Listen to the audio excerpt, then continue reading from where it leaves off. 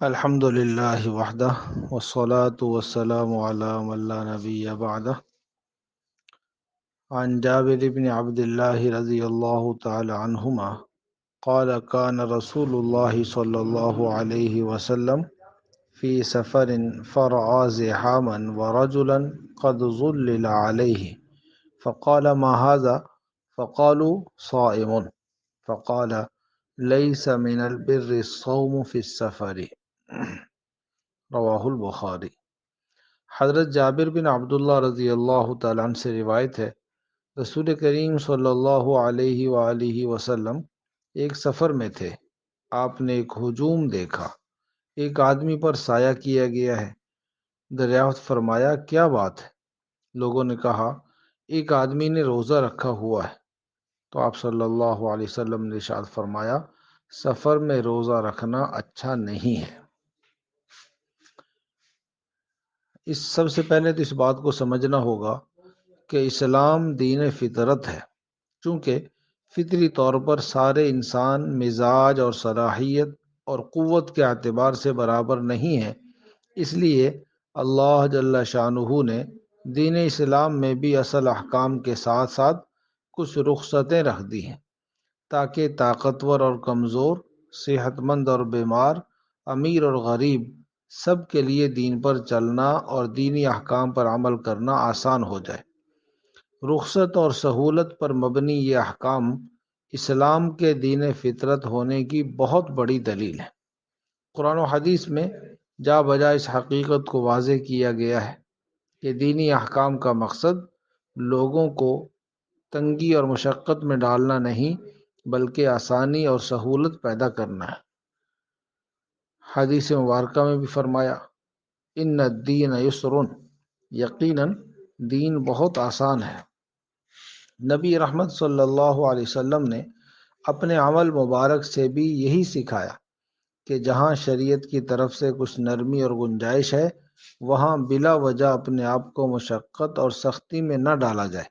لہذا نبی کریم صلی اللہ علیہ وآلہ وسلم کو جب بھی دو چیزوں میں سے ایک کا اختیار دیا جاتا تو آپ ان میں سے آسان کو اختیار فرماتے، اور آپ کی یہ بھی عادت شریفہ تھی کہ جب کسی کو کسی علاقے کا حاکم گورنر بنا کر بھیجتے تو اور نصیحتوں کے ساتھ یہ نصیحت بھی فرماتے بشروا ولا تنفروا یسروا ولا تعسروا، لوگوں کو خوشخبریاں سناؤ، نفرت نہ پھیلاؤ، آسانی پیدا کرو، خلق خدا کو تنگی میں نہ ڈالو۔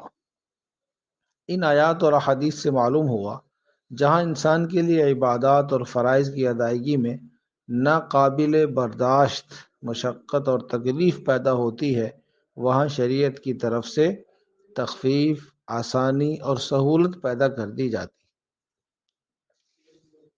اسی وجہ سے مسافر اور مریض کو رمضان المبارک کے فرض روزے چھوڑنے کی اجازت دی گئی ہے، بلکہ روزہ چھوڑنے کو بہتر اور افضل قرار دیا گیا ہے۔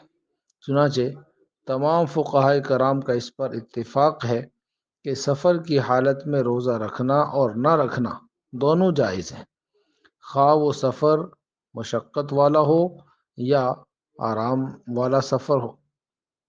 ہاں اتنی بات ضرور ہے کہ اگر مسافر کے لیے روزہ رکھنے میں کوئی مشقت نہ ہو تو پھر روزہ رکھنا بہتر ہے۔ یہی امام ابو حنیفہ رحمہ اللہ کا فتویٰ ہے۔ چنانچہ حضرت ابو سعید خدری رضی اللہ تعالیٰ عنہ فرماتے ہیں ایک مرتبہ ہم رسول کریم صلی اللہ علیہ وسلم کے ساتھ جہاد کے لیے روانہ ہوئے۔ رمضان المبارک کی 16 تاریخ تھی۔ ہم میں سے کچھ لوگوں نے روزہ رکھا اور جو ضعیف تھے یا دوسروں کی خدمت گار تھے انہوں نے روزہ نہیں رکھا۔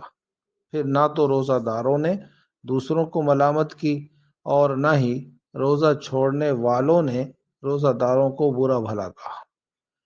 حضرت سلمہ بن محبق رضی اللہ تعالیٰ عنہ فرماتے ہیں نبی کریم صلی اللہ علیہ وسلم نے فرمایا جس شخص کے پاس ایسی سواری ہو جو اسے منزل تک آسانی اور راحت کے ساتھ پہنچا دے تو اسے چاہیے کہ جہاں بھی رمضان آئے روزہ رکھ لے۔ سورہ بقرہ میں اللہ تعالیٰ نے رمضان المبارک کے روزوں کے احکام کو تفصیل کے ساتھ بیان فرمایا ہے۔ سب سے پہلے فرمایا، پہلی امتوں پر بھی روزے فرض کیے گئے تھے، اس آخری امت پر رمضان کے روزے فرض کیے گئے، لہذا جو رمضان کا مہینہ پائے وہ روزہ رکھے۔ پھر سمجھایا کہ جو شخص رمضان کے مہینے میں بیمار ہو یا مسافر ہو وہ روزہ چھوڑ سکتا ہے، لیکن بیماری اور سفر ختم ہونے کے بعد چھوڑے ہوئے روزوں کی قضا کرے۔ اور اگر کوئی شخص ایسا بیمار یا ضعیف ہے کہ بعد میں صحت مند ہونے کی امید نہیں ہے تو وہ شخص اپنے روزوں کا فدیہ ادا کرے۔ ایک روزے کا فدیہ ایک مسکین کا کھانا ہے، یعنی 2 کلو گندم، آٹا یا اس کی قیمت۔